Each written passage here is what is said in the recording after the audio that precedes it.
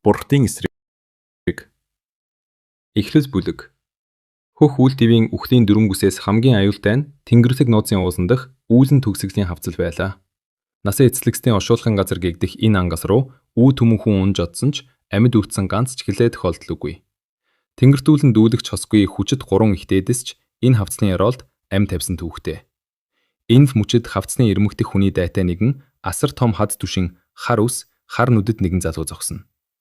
Цуснд будагдсан хар хувцсныхан цаанаас гүн шархнууд нь ангаа харагдах бөгөөд тэнд түрхэн зуур саадах хооронд хөлийнхэн доор аль хэдийн цусан шалбааг тогтжээ. Түүний цээж хүчтэй хөдөлж зүрх хөхмээр тэгчлэн амсгаадна. Туйлдын ядарч тамир нь барагдсанаас бүх биеийнх нь бурчин чичирч байв. Хэрв энэ авраг хад түшээгүй бол тэр хэдийн хөр хилэлтэй ойч байлаа. Гэсэн ч түүний нүд хөндөй хүүтэн ягэр чоны нүд мэт араатны цог золбоогоор гялалзаж уруулынх нь өнцөгт жигшил зэвүүцлийн инээмсэглэл тодорно. Түүний урд замаа хаалгасан хар мянган хүн бүчин зогсжээ. Юун чи урханд орлоо. Үгэнд орж Тэнгэрийн хор цовдыг тушаавар амьд үлдээж магад. Өнөөдөр бид Тэнгэрийн нэрийн өмнөөс энэ гай гамшиг устгах болно. Тэнгэрийн хор цовдаа даруй өгвөл амар өхүүлж босно.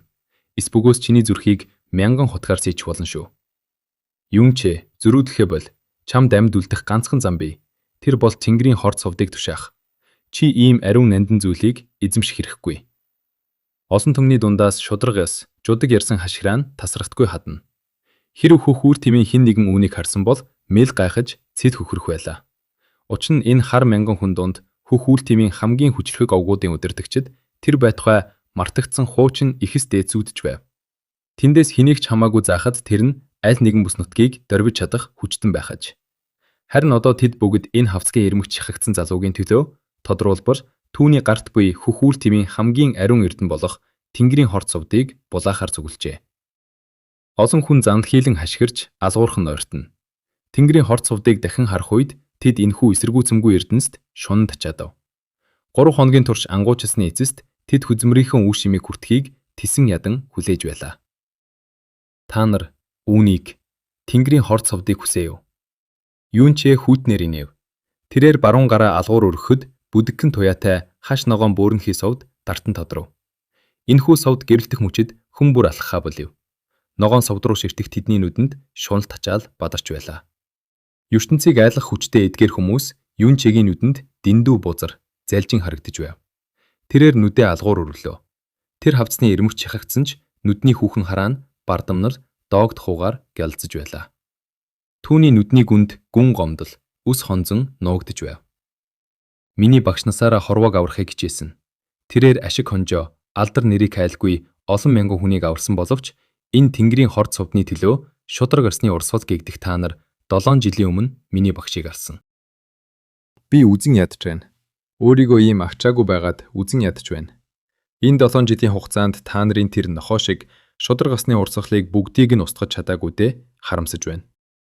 Түүний өг бүр нь гүнээ шингэсэн үс хонзон бөгөөд 7 жил өнгөрсөн ч багшийнхаа ухлыг бодох төдийд нүднээс нь цусан нулимс цуврах шиг болно. Юун ч өөрийн эцэг хийг хэн болохыг мэддэггүй байсан бөгөөд багш нь түүнийг олоход тэр дөнгөж хитгэн онохтой байжээ. Багш нь юун чийг хаврын дунд сард олж авсан юм. Үүс сарниж, салхи зөөлөн, уус, сүрлэг, ус тунгасаг байв. Тэрээр хүүгийн сэтгэлийг үүс шиг ариун, ус шиг тунгасаг байхыг хүсэж юун ч гэж нэрлэжээ. Тэгснэр тэрээр өсөж том болоод хорвогийн бузраас ангид өвчтнийг ангааж, бэртгстийг аврах отож болох учиртай байв. Ямар ч хүнд өвчнөд бэртэл гэмтэд байсан багш нь бүгдийг нь ангааж чаддаг байлаа. Энэ нь түүний биед нуугдж байсан Тэнгэрийн хор цовдны ач тус байв. Тэнгэрийн хор гэсэн хоёр үг нь энэ совд маш хортой гэдгийг илтгэх боловч им хор хоёр нэг ижил үндэстэй ажээ. Багш нь түүний хорыг хизээж ашиглаж байгаагүй. Тэрээр зөвхөн алким ашиглан олон сая хүний амь насыг аврах ариун юм бэлдмэл гаргаж авдаг байв. Тэрээр өөрийн бүх ангаах ухааны эрдмийг юун чид бүрэн зааж өгсөн боловч 7 жилийн өмнө түүний Тэнгэрийн хор цовдны тухай сураг тархжээ. Тэрээр үүнийг юун чид өгч зүхтахыг тушаав. Түүнээс хойш удалгүй тэрээр гол урсгалуудын гарт ам өргөцсөн юм. Багшийнхаа өхлийн тухай мэдээг сонсоод юун ч 3 өдөр, 3 шөнө уйлжээ. Үс хонзонгийн үндэс түүний зүрхэнд бат бөх сууж, тэрээр ангаах ухааныг өргөжтүүлэн сургацгаа болж, харин совдны хорыг өөртөө шингээж эхлэв. Үс хонзон түүний цорын ганц итгэл үнэмшил болжээ. 7 жилийн дараа тэрээр хорыг эзэмшиж үс хонзонгийн соёогоо гаргав. 10 хоногийн дотор хор хэдэн мянган бээр дазарт тархаж тоо томшгүй олон хүний амьд хүрээ зогсохгүй хөхүүл тэв даяар айдас хүйдэс авчирлаа. Энэ нь хүчрхэг хүмүүсийн шундлыг хөдөлгөж тэд энэхүү эрдэнсийг олж авахын тулд Юнчийг ангуучиж ихснээр өнөөдрийн байдалд хүрчээ. Тэрээр харааныхоо цараадах хүн бүрийг үзен ятсан нүдээр ширтэж хүйтнэр инэв. Түүний инээд мэс шиг хүйтэн босх мөчөд тэрээр хаширв. Та нар шиг нохон гүлгнүүд миний тэнгэрийн хорт сувдыг авна гинэ. Та нар бүгд зүүдэлж байна. Энэхүү шийдэмгийн үгийн дараа Юнчээ гинт гараа өргөж тэнгэрийн хорт сувдыг амандаа хийв. Тэгээд тэр сувдыг хоолой руугаа түлхэж тэр нь холоод руу нь шууд оров. Юу, чи юу хийж байна вэ? Тэр үнэхээр тэнгэрийн хорт сувдыг залгчихлаа. Юнчээ, чи ингэж их үххийг хүсээ юу? Зүгээр бид түүнийг алж сувдыг нь авна. Тэнгэрийн хорт сувд түүний биед орсон боловч хорон тэдний бодож байсан шиг биеэр нь тархаж түүнийг алсангүй. Түүний биеийн гадаргуугаас бүдэг ногоон гэрэл цасарч байв. Одоо түүнийг ал. Үгүй бол тэнгэрийн хорт сувд түүний биед хувирч магадгүй. Тэгвэл том асуудал үүснэ. Хашгирагдан урд игнэний 10-аад хүн Юнчээ рүү нэгэн зэрэг дайрав. Устгахыг хүссэн хүмүүсийнхээ биеийг хараад Юнчээ инээж эхлэв. Түүний инээд сулхан хуурай байсан ч дэндүү бардан байлаа. Надад та нарыг алах чадал байхгүй. Гэхдээ намайг арч чадна гэж бүү бод. Та нар шиг хогнууд энэ тэнгэрийн хорт сувдыг эзэмших хэрэггүй. Бас намайг алах бүрч ирэхгүй. Хэрв би үхвэл өөрийн гараар үхэх болно. Ха. Инээснийхээ дараа Юнчээ эцсийн хүчээ шавхан арагш үсрэв.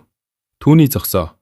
Түүний санаархлыг ухаарсан хид хідэн гар Юнчээ рүү сунгагдсан боловч түүний сүудрийг ч барьж чадсангүй. Тэд түүний бие хавцал руу чөлөөтэй унахыг хахаас өөр юу ч хийж чадсангүй. Үүл нь төгсгөлийн хавцал. Энэ нь Юнчээ миний булшинд үнэхээр тохирох газар юм да. Энэ хорвоод надад ямар ч хүлээс үлдээгүй тул намайг саатуулах зүйл алга. Харамсалтай нь би багшийнхаа өшөөг авч чадсангүй. Мөн төрсөн эцэг эхийг нь ч олж чадсангүй. Юнчээ цээжнийхээ урд байх мөнгөн зүйлтийг зөөлөн атгав. Энэ нь багш нь түүнийг олоход биедэн байсан цорын ганц зүйл байв. Сүүлчээ салхичихны хажуугаар эскрэм өнгөрөхөд тэрээр нүдээ алгуур нээж бие төгсгөлгүй мэд харанхуй ангал руу унгав.